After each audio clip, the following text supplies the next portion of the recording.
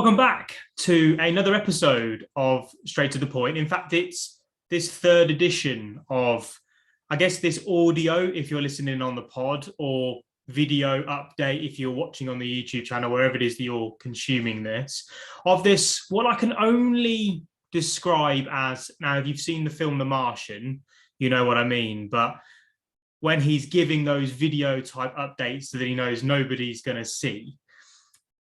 However, he still does it as just something to do. And there's deeper meaning and purpose behind why I've decided to do these type of things. One being, I hope you get some value from it. Two, also, I could write this all down, like I'm doing notes in my notepad throughout each day, and I could note them down. But what I'm finding is actually, especially from the feedback that I've got already off the back of these, that I can help people as well as helping myself along the way. Because although this is like reflection for me and also getting visibility on what we're doing, what I'm actually finding from, one, the questions that you're asking, and two, just the direct messages that I'm getting, is that this is something which is helping you. For those of you that are looking to either get started in business or are just interested in knowing a little bit about what it's like to be involved with a business that's growing quickly. And in this one, I've made the decision. I was going to do these every single day. Now, I've already realized it's actually quite a lot. So what I'm going to do is actually combine this information down, and 2, maybe 3 times a week, you'll see this. I'm going to publicly announce them all the time anyway. You would have already seen episode 1 and episode 2 of these versions if you're watching this now or listening to it. But I'm going to break them down into 2, maybe 3 episodes a week, which just talk about the key lessons that I'm learning, the points that I think are the most valuable, and how I'm feeling throughout it. Because right at this current point, I'm probably working more hours than I've ever worked before. We're making more progress than we've ever made before. And there's some real deep lessons, which I think are going to help you if you're going along with this journey with me. And one of the key questions that's been asked is, are the interviews going to be carried on? And they 100% are. So if you're an avid fan of Straight to the Point, this is just part of it. This is one half of what I'm doing on this show. The other half is interviewing other people going through the journey like I am. So people that have already been there, already done it, or people that are very similar to me, and even people that are like maybe slightly behind me in my journey, because I really do believe this. And I'll try and take something away from every conversation that I have with people, is that you can learn something from anybody. People have been through so many different things in life. And one of the things I've been really conscious of is, no matter who it is, give everybody the same level of respect and the same level of attention when you first meet and you start having conversations with them. Because I've learned some amazing things from people that, I mean, if I'm being totally honest, I probably didn't think I could learn stuff from. And that's probably like the naive, I'm not really young anymore, I'm only 27, but it's still quite naive to think that although someone's maybe slightly behind you on a business journey, that you can't learn something from them. It's totally ludicrous saying it out loud, but I guess subconsciously I have done that. So I'm going to be interviewing anybody that's interesting, that's got stories, that's got value to be able to add to you. And if you know anybody that you want me to interview, that you might want to tag in the comments if you're watching on YouTube, or again, if you're watching on the pod or listening on the pod, then drop me a message on Instagram with anybody that you want me to get in contact with. I normally have a way of getting hold of a lot of different people, so feel free. There's no name off the table. I mean, as long as you're realistic, I guess. But this pod, this vlog entry, whatever it is I'm calling this now, I'm going to stop referring to it. But this is for you as much as it is for me. I'm hoping that I can provide you value. And throughout this one, you're going to have to forgive me as I look down slightly, because I've got a few things that I want to cover in this one, which I don't really want to miss. And the first one is all around this multitasking concept. Now, we've got lots going on inside our business at the moment. I'm having lots of different phone calls with people, managing lots of different content campaigns. For those of you that don't know what Grammication does, we're a content creation agency. So we are in social media marketing mainly. We have a heavy focus on LinkedIn at the moment. It's one of the platforms that we specialize in, and social selling is the concept that we teach. It's the methodology that we go over. And as I'm growing as a CEO of the company, as the person that's leading it, what I'm noticing is that I'm having to wear so many different hats. And as you go through in business, you'll find this yourself as well. And it's being able to adapt, but also make sure that you're finishing tasks. I am as a person, and again, you might be this person, you might be completely the opposite, but I'm a person that loves starting things. I'll get things to like 80% completed, and then I want to start something else. It's like my biggest strength of getting things going, but my biggest weakness in the fact that nothing ever seems to get finished. So what I've had to do is, one, recruit people that fill in the gaps and can finish things. That's one thing that I always hear people say. But actually, the other thing is being disciplined. And there's one thing multitasking and trying to work on loads of different things. But if you don't finish anything, then you're never going to really make the progress that you want to. So yes, I think one part of the solution was recruiting the right team in to help finish the task that I'm not quite doing. But what I want to address is that if you're not quite at the stage to be able to recruit people, how you need to be disciplined and you need to be focused, and you do need to sacrifice, when you're first starting, your time to do the stuff that, quite frankly, you may not find that sexy. You may not find that interesting, and you just need to get it done, right? I've just finished watching a film. It's called June, I think it's called. Might be called June, I think it's called. And I'll link it because it's like the best film that I've watched this year. And I'm not going to spoil anything for you, but there's something which it triggered. There's a moment, and I'm sure you'll probably guess it if you've seen the film, but it triggered something in me, which got me back to this idea of like hyper focus, like this point at which you can't be distracted from something. And no matter how much you don't want to do it or how much you do want to do it, none of that actually matters. You've just got to get it done. And what I've decided to do, and I do this, if you watch my Instagram, you'll see the photos of my diary that I keep. And what I'm doing on there is putting down non-negotiable things that have to be completed. Now, when you're creating a project, the most important thing that you need to do is break down the different elements within that project. It's one thing that I see lots of people ignore when I see other people doing productivity planning. They will put like a big project at the top, which they need to complete, but that project could take 6 weeks. And therefore it's very difficult to measure progress. So what we do is we break it down to the micro, and then we look to complete the non-negotiables each day. And this concept of multitasking, yes, there's still elements to it, but ultimately what I'm really being conscious of doing, especially at this moment, is one task at a time, like dominoes, like really churning them out. Because if I could do that, I know at the end of the day, I'm making extreme progress, and the progress that I actually need to make to be able to move the business in the direction that I need to. Again, we're delivering some really powerful work, and my time is becoming more and more valuable. You'll find this if you're in business yourself. You'll find that you've got less and less time, but more and more to do.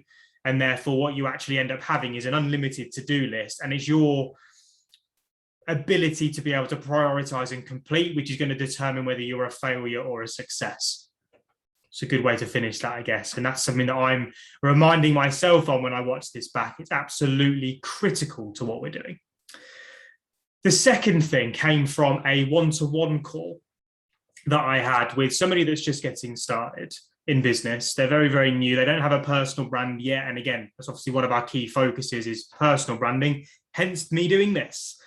And one of the things that I think gets in a lot of people's ways, and it was what this specific person was coming across, was this lack of self-belief in what they're doing. And I've always had, ever since I was younger, like when I was 14 or 15, I've always known that I've been built for something. And you may feel like this too, but I've always known that there's something inside me that's built for big things. It's what's always pushed me out of my comfort zone. It's what's, I guess, generated the risk taker element within me, and the fact that I'm actually not afraid to lose it all. I never have been. I'm willing and so entirely all in on just going 100% into it, even if there's a element of risk or failure that could be at the end. And I know that not everybody is like that.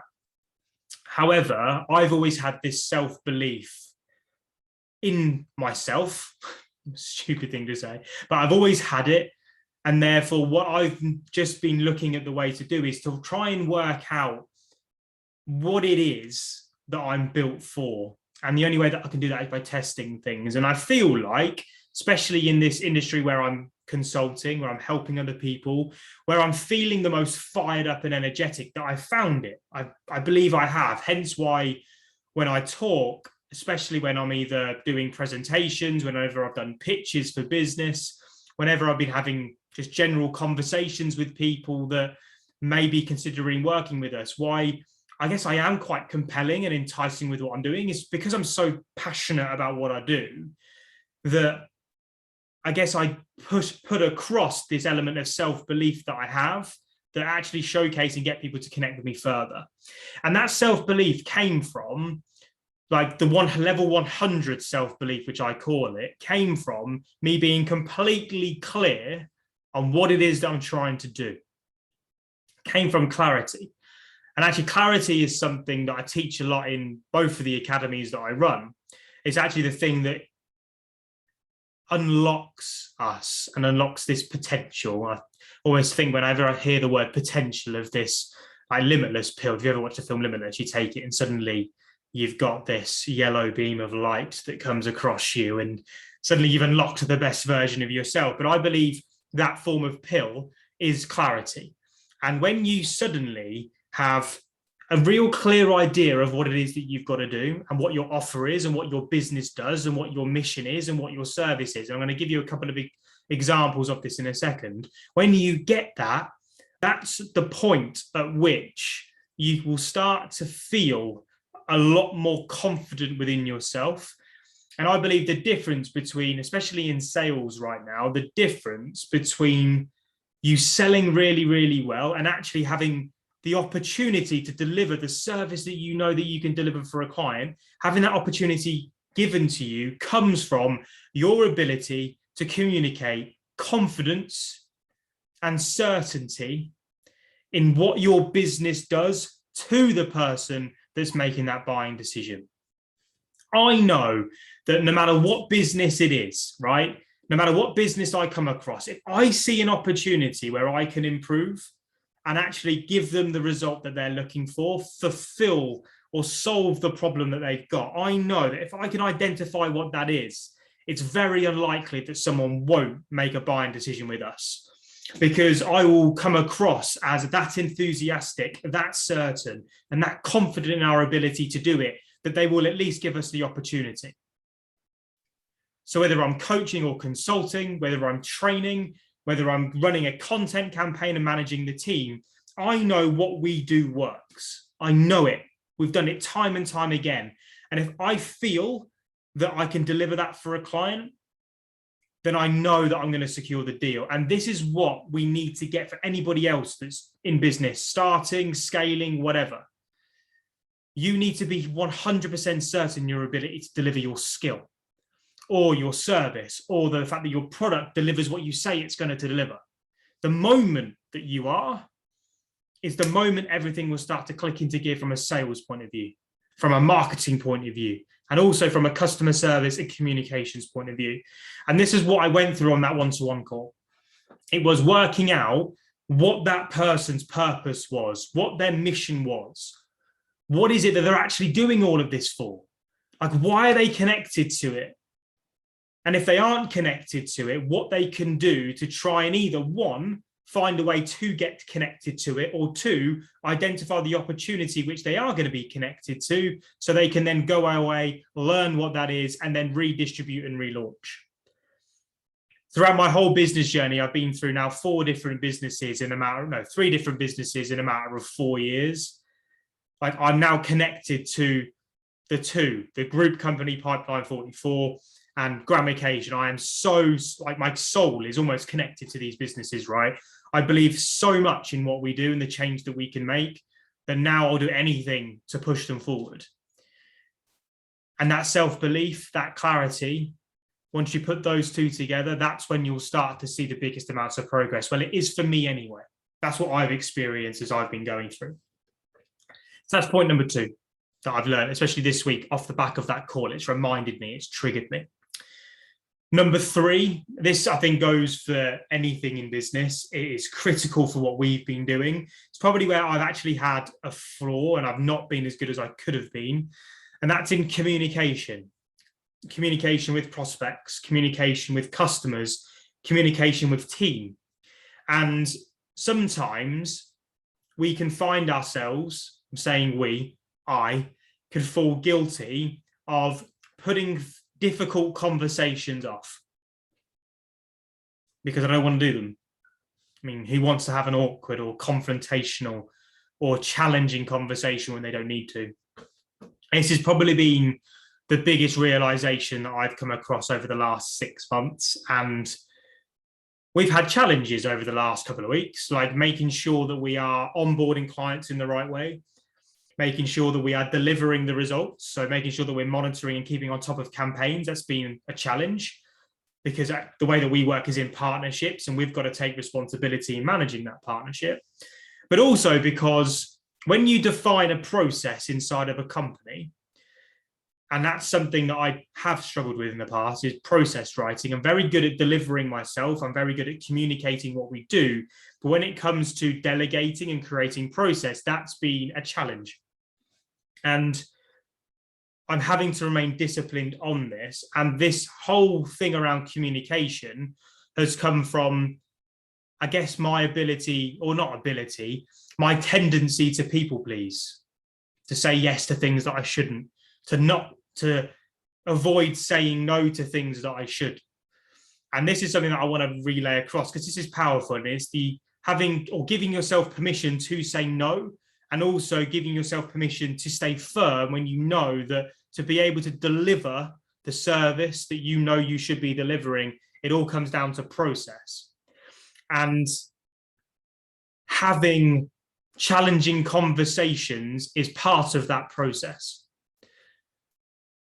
And the thing that I've committed to doing as part of this is whenever there is a challenging conversation to be had, whenever there is any form of communication to be had, which is going to improve the way that we do things, to bite the bullet and just do it. Make it the first thing that I do or the next thing that I do. There's that book, isn't there, that Eat That Frog. And I think I've got to start embracing that more.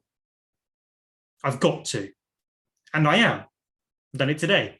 Challenging conversation, had, and now I feel so much better. I feel relieved. I feel like the pressure is off and that I can go back to doing what I like to do more.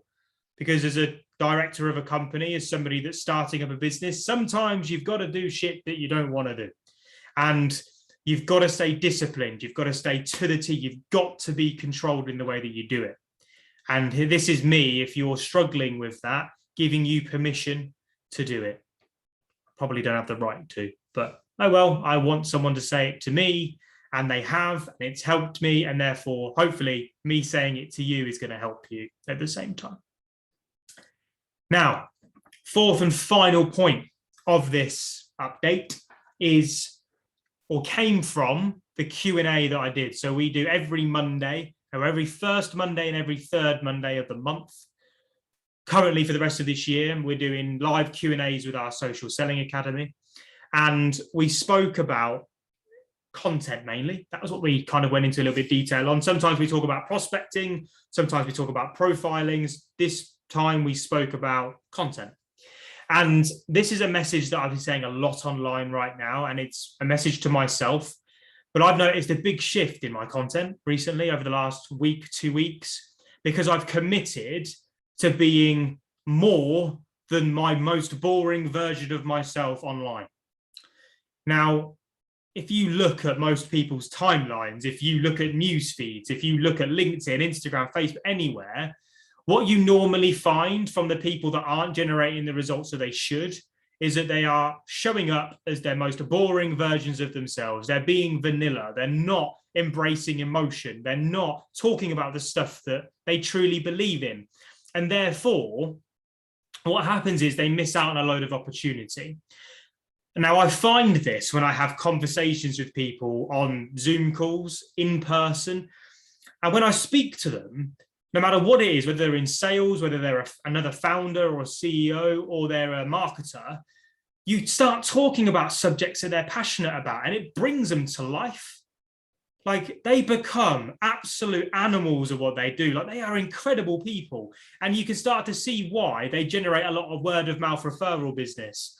Because when someone gives them an opportunity and they then have a conversation with this customer because they've been introduced, they secure the deal because they're enthusiastic, because the customer sees how passionate they are about what they do.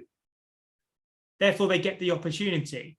However, if you're a business that doesn't solely rely on or doesn't have the word of mouth opportunities coming in, or eventually they dry up, what happens is that this social media content that you're putting out doesn't generate any results, because these people that don't quite have the ability to have a conversation with you right now, because they don't really know who you are,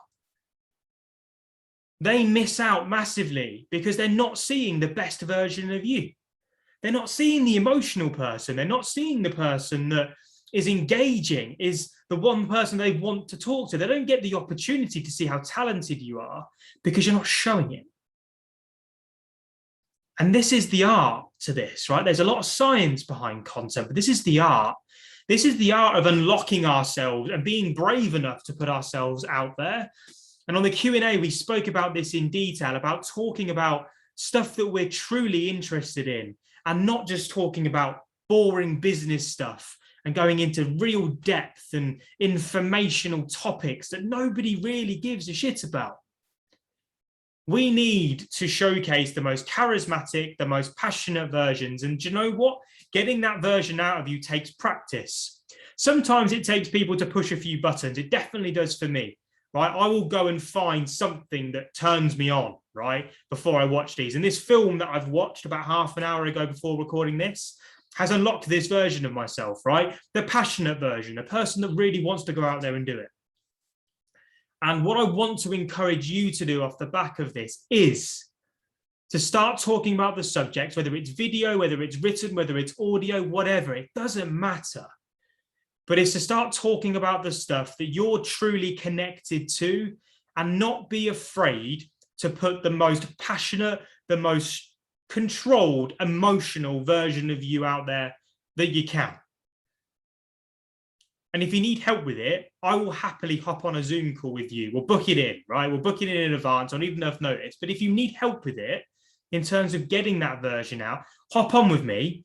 Hop on, that's really weird. Jump on a call with me and I'll ask you some questions, which will.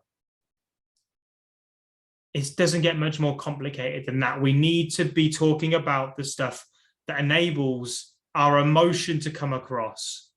Throughout this video, throughout this audio, you're probably sensing different emotions throughout it, because I'm talking about the stuff that matters. I'm actually, you can probably see if you're watching the video right now, I'm absolutely knackered today. I had a long weekend of working and also having a little bit of fun at the same time. It was Halloween. I mean, sue me. But I've also had a long day. It's 8:30 of recording this now. I've got to edit another video to go live. I've still got lots of work to do, right? But the content that I'm creating, it has to be level 100 version of me. Otherwise, it doesn't work. If I suddenly sat back and went really, really slow and lethargic, it'd probably be good for putting you in my ears, or you putting me in your ears to go to sleep to. But it's not going to keep you engaged. It's not going to capture you. It's not going to be something which drives you to action, which is what I want content to do. That is the reason I create it, is actually to move you closer towards wanting to work with me. It's one of the reasons why I do it. It's called nurturing. And the moment you start to get this, the moment that you start to put it into practice, is the moment things start to change. Things start to work. Content suddenly becomes something you get addicted to creating, like I am right now, because you know that every piece that you create, you move in that one person, that little bit, that one more step closer to working with you. And that's how generating business and working a pipeline works for our business. Yes, we get loads of word of mouth. Yes, we have paid media strategies, but all of our business comes from prospecting and creating content that moves people down to want to have further conversations. Do you know what? When they get on the phone with us, they want to work with us because we know what we're doing, and you do too. You just need to give yourself the best opportunity to do it. So that's been my lessons throughout the last few days, probably about 4 days now that we've been through as I've taken these notes from this.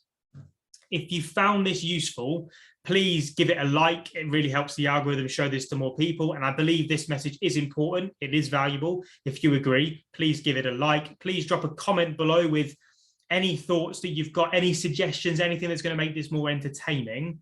And please subscribe if you hadn't already. Please keep coming back to the channel.